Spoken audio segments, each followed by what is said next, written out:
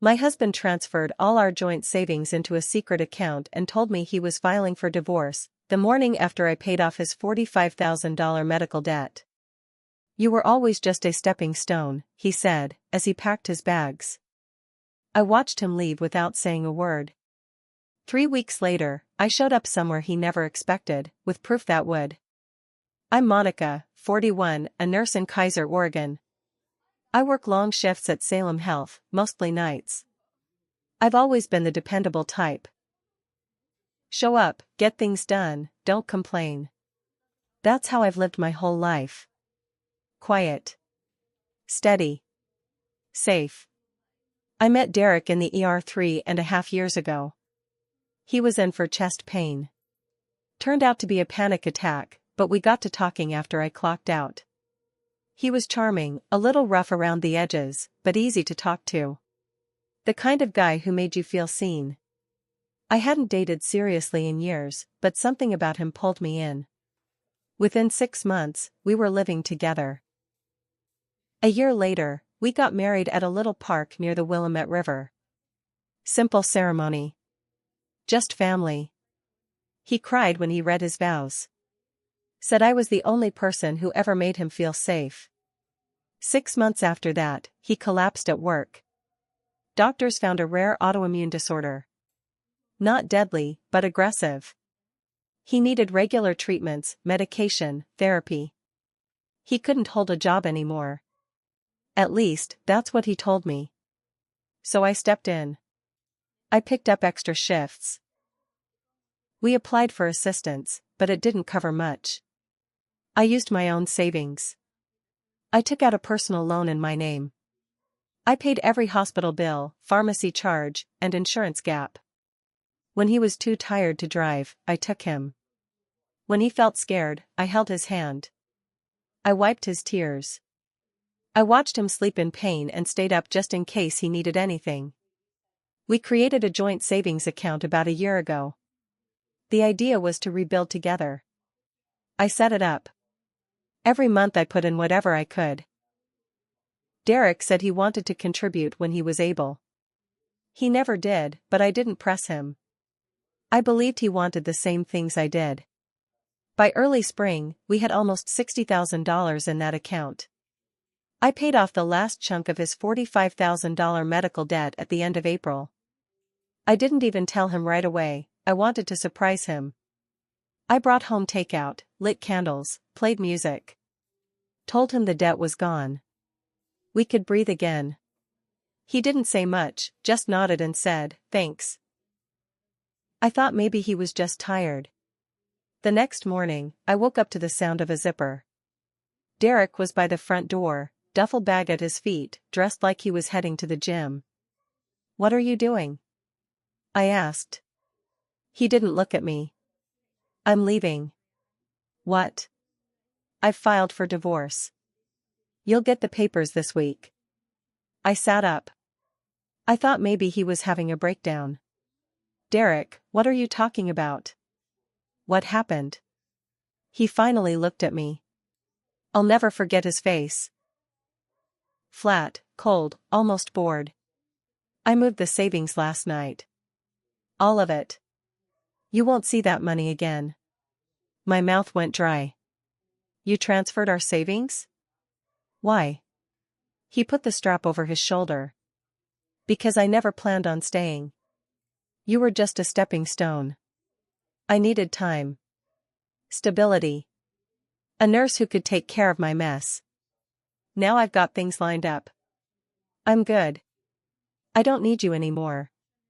I didn't speak. I didn't move. He opened the door and walked out.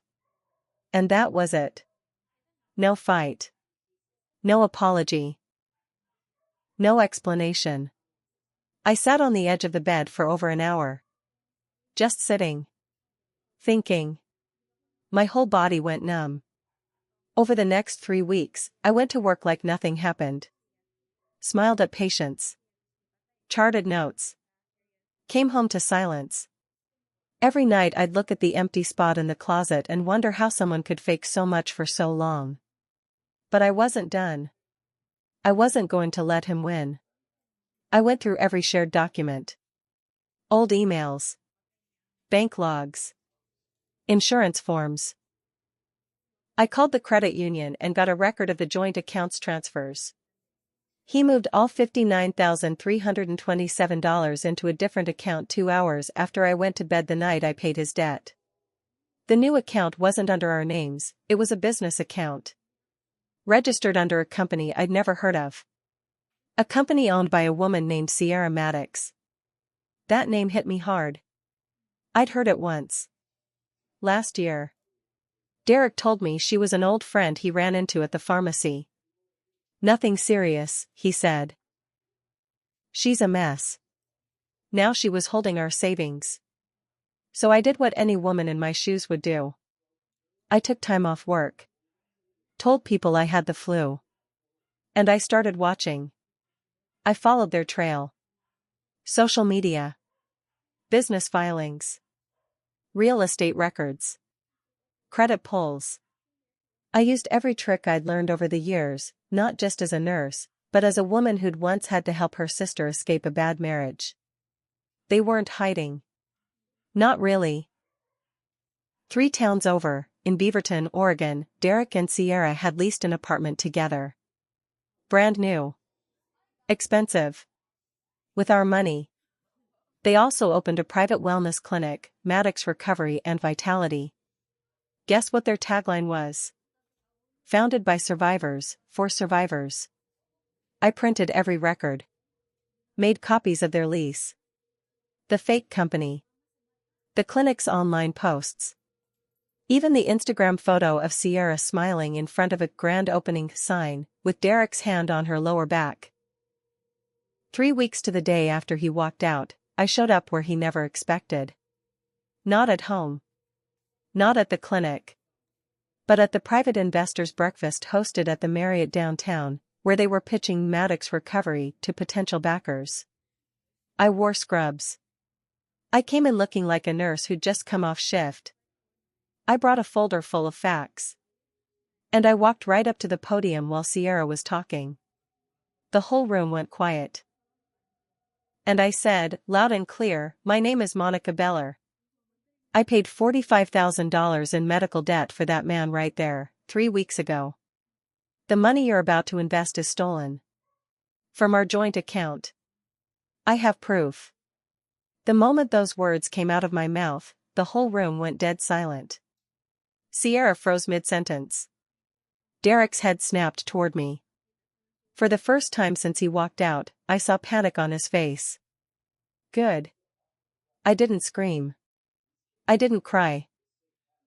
I just stood there, holding the folder like a nurse presenting a case to a room full of doctors. "This man," I said, pointing to Derek, "was my husband. We were married for 3 years. I supported him through a long illness. I paid his medical debt in full on April 22, $45,000 from my savings and income. The very next day, he emptied our joint account $59,327. Every cent." People in the audience started murmuring.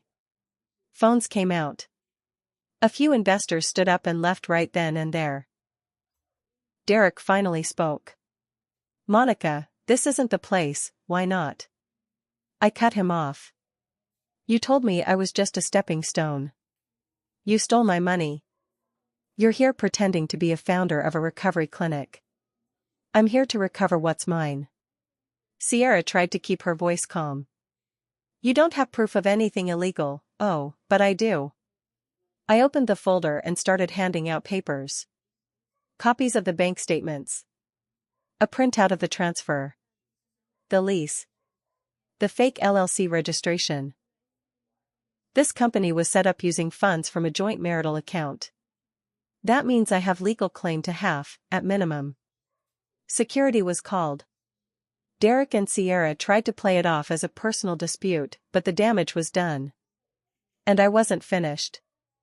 I went to the local news. Gave them everything. Photos, documents, even text messages he sent me during his treatment about how grateful he was to have someone who never gave up on him. The media ate it up. Headline: Nurse Betrayed. Ex-husband accused of stealing joint funds to launch wellness startup with new girlfriend.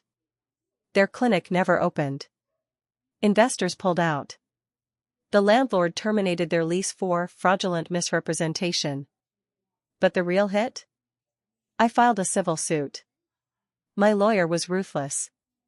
We argued that Derek committed marital fraud and asset theft.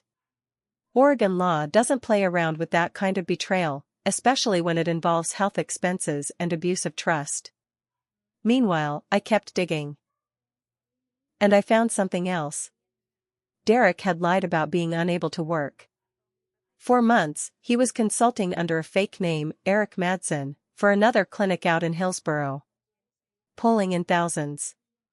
No taxes. No paper trail. He used Sierra's cousin's business to funnel the money. We subpoenaed the records. Fraud. Tax evasion. Misrepresentation. Now it wasn't just civil court. The state came knocking. And Eric? He started to crack. First with a weak apology through his lawyer. Then with late-night texts begging me not to ruin his future. I didn't answer. But I wasn't done yet. A week after the civil suit was filed and the media storm hit, I got a call from an unfamiliar number. Monica? It's James. James Duval. I used to work with Derek. Can we talk? I remembered the name. James had been Derek's boss back before he got sick. We met at a diner just outside town. He looked nervous. I saw the news, he said. And I recognized Sierra. That woman? She wasn't new. She used to come by our office. Derek said she was his cousin. My stomach dropped. His cousin? He nodded. Yeah. They were close. Too close. We all noticed. He'd disappear for hours and come back sweaty. Said he was going for walks. I didn't say anything. I just stared. James went on, when Derek left the company, he said he was too sick to work. He took some kind of long-term medical claim. But, he was still working. Under a different name. He handed me a flash drive. This is from our server. I kept copies. Emails. Login records. He used my credentials to access internal systems after he left. I didn't think much of it at the time, but now, that flash drive was gold. My lawyer took one look and added another count to the civil suit, identity fraud and breach of contract. Derek wasn't just lying to me, he was defrauding his old employer too. But the twist that hit hardest? Inside one of those emails was a message from Sierra. Dated a year and a half ago. He still thinks you're just a nurse with a bleeding heart. Let him pay the bills for now. We'll be free soon. She wasn't just in on it. She planned it. The sickness. The money. The whole slow exit from our marriage. Every hospital visit, every night I stayed up with him, every bill I paid, he was playing me. And she was there, helping him scheme it all. My lawyer started preparing for a new strategy, conspiracy to commit fraud. But that wasn't even the last twist. 2 days later, I came home from work and found a white envelope on my doorstep. No return address. Just my name, handwritten.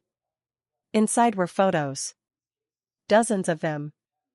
Derek. With Sierra. In hotels. At restaurants. Holding hands, kissing. Some were time-stamped during nights I remember him crying in bed, saying he was in too much pain to move. At the bottom of the envelope was a note, "You deserved the truth. Thought you should see who he really was. K." I still don't know who K is. But they saved me. Because those photos weren't just personal, they were damning. Proof of infidelity, premeditated fraud, and deception. We added them to the case file. And then I made my next move. I waited until the court date. I wanted Derek to see me walk in on my own terms, standing tall, not broken. He looked worn down. His suit didn't fit right. His face was pale, like he hadn't been sleeping. Sierra wasn't with him. Rumor was they'd split right after the investors pulled out. She blamed him for everything falling apart. My lawyer was relentless. The courtroom heard every detail: how I paid off Derek's $45,000 medical debt, how he drained the savings hours later, how he opened a fake company with Sierra and funneled money into it. How they were romantically involved long before he left me. We had emails, financial records, photos, witness statements, and that flash drive. Derek's lawyer tried to argue he was sick, unstable, under stress. But no one bought it. Not after seeing the photos. Not after hearing the way he said stepping stone in a text he forgot to delete. The judge didn't just rule in my favor. He gave me everything. Half of the joint savings, restored in full. Derek was ordered to pay damages for fraud, and he was held in contempt for hiding income. The court froze his business accounts and seized property tied to Maddox's recovery. Then came the criminal charges. Tax evasion. Identity fraud. Wire fraud. Derek was handcuffed right there in court after a separate warrant was served. I watched him be led away. He didn't look at me. But I looked at him. Hard. And for a second, I felt something close to pity. But it passed. Later that week, Sierra tried to reach out. Sent me a message begging me not to press further. I didn't know he was married at first, she claimed. That was a lie. I had the emails. She knew. I never responded. I donated the photos and messages to another woman. Derek's former coworker, who was building a case of her own. Turns out, I wasn't the first. Just the last one to fall for it. As for me? I sold the house. Moved to a smaller place closer to my sister in Eugene. I took a 6-week leave from the hospital and went on my first solo trip, to Arizona. Desert air, no reminders. I'm still paying off part of the debt I took on for him. But I'm rebuilding. And I'm not ashamed. I gave love to a man who didn't deserve it. I was steady. I was kind. I was real. He'll never know what it's like to have someone like that again. And me? I finally learned how to love the person who matters most, myself. Let him rot in courtrooms and lawsuits. I've got better things ahead.